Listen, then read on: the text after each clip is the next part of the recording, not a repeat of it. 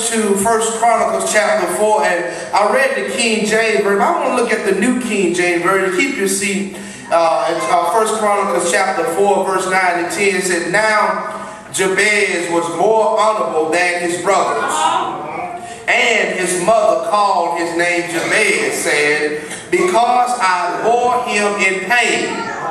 And Jabez called on the God of Israel, saying, Oh, that you would bless me indeed, and enlarge my territory, that your hand would be with me, and that you would keep me from evil, and that I may not cause pain." So God granted his request. This evening, for a little while, if you help me out and pray with me, give me a few amens, we just want to talk from this subject. Prayer will change things. It's something you heard before, but the message would be a little different. But down through the years, somebody have accidentally found out or have had no other choice but to find out that prayer will change things. And I believe I have about 5 or 6 folks here that been through some stuff and know they couldn't have gotten themselves out of it by themselves, and they begin to pray. And if I asked them to raise their hand, they'll probably raise their hand and say, "Reverend, I am a living witness, and I know that prayer will change things." Do I have a few folks here at Emmanuel, First A.B. St. Simon Island, to know that prayer will change things? When you pray, things change and things happening. Not only with things, but when you pray hard enough, God will change some folks. Because he done changed me. I wish I had a witness here. But Jabez, our individual here, that our focus character tonight, his name is Jabez. And his name literally means pain. Have anybody ever looked at you, whether it was in your adulthood or your childhood, and said that you are just a pain? Or you don't have to raise your hand. But I don't know about you. Every now and then I can remember mama saying, "Boy, you just a pain." But if it haven't happened to you, but Jabez's name literally means pain. Because when his mother had him, she evidently went through some things with Jabez, and she did not let Jabez forget the pain that she took him through. In other words, she named the pain that he would always remember, the pain that he took his poor mother through. She could have been exaggerating, or just one of those mothers that tried to place the blame on somebody else. But regardless of what happened, Jabez's name means pain.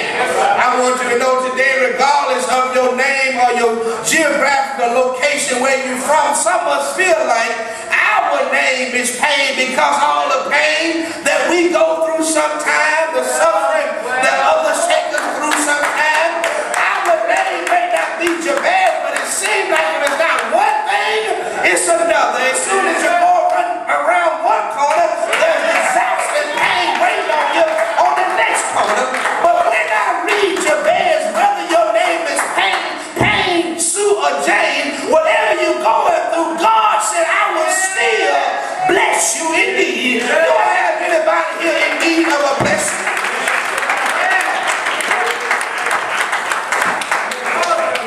Jabez is, as you read 1 Chronicles, Jabez is listed in the first 9 chapters of Chronicles, and just a list of genealogy.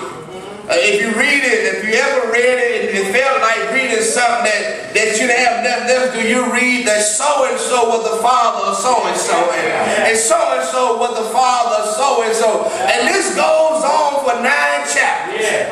But somewhere tucked in chapter 4, we hear about Jabez, and it paused for a small moment to highlight some things about Jabez. Jabez is not remembered for building an ark. Jabez is not remembered for being the one that led the children across the Red Sea. Jabez is not remembered for winning great battles or building great buildings, but Jabez is remembered and highlighted because of his prayer life. I want you to know, my sisters and my brothers, everything else may seem great to the rest of the world, but when you have a prayer life and you can get connected to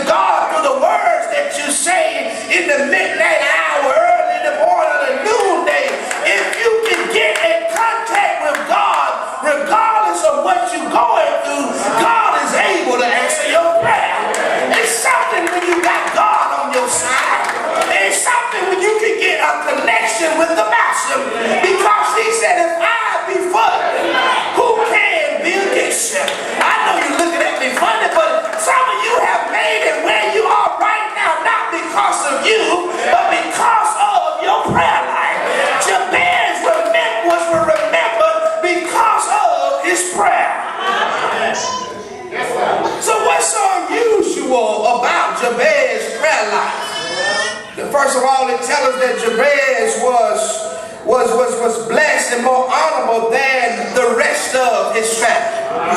So don't look at what everybody else got. Don't look at what your failures or your accomplishments or the accomplishments of others. But I dare you to have a prayer life. Because prayer will change things. What's unusual about this prayer? There's four things I want to highlight this evening. The first thing, he prayed that God would bless him. The second thing, he prayed that God would enlarge his territory or his borders. The third thing, he prayed that God's hand would be upon him. And number four, he prayed that God would keep him from evil. Oh, you're going to need that prayer right there. Because I'm going to tell you, every time you do good, evil is always present.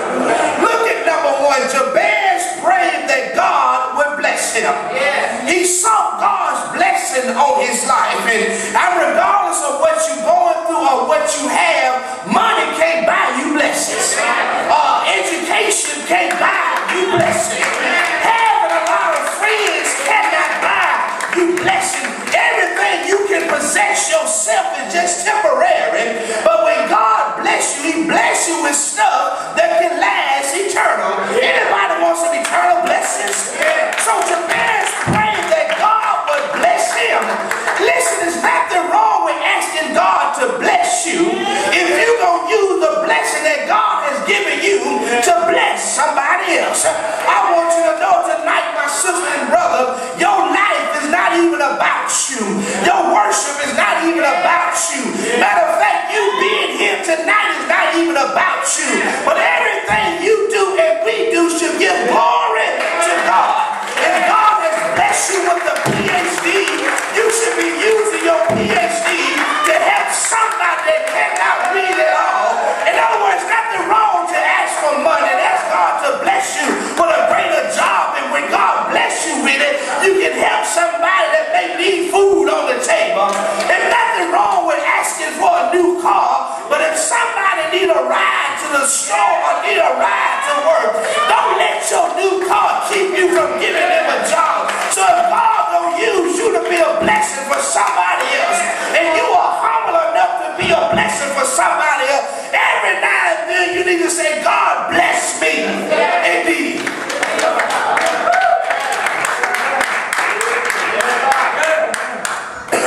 I was talking with a young lady, not that I play the lottery, but it does get tempting at times, amen. When it gets to the 3-digit millions, it gets pretty tempting, amen.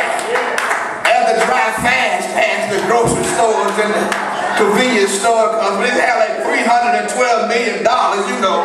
I have to run in the store, run back out. But I know y'all already there, amen.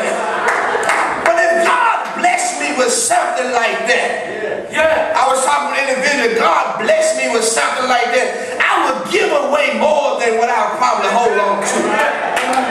See, some folks can look at how they can benefit themselves. And, you know, I already got a picture of the church I'll build, amen. I already got a picture of how I can help families and senior citizens and young folks. Listen, if God bless you with something, you got to be willing to bless somebody else. To say this tonight, but the reason some of us don't have no more than what we got is because we try to hold on to it and don't want to bless nobody else. See, God, if you got something in your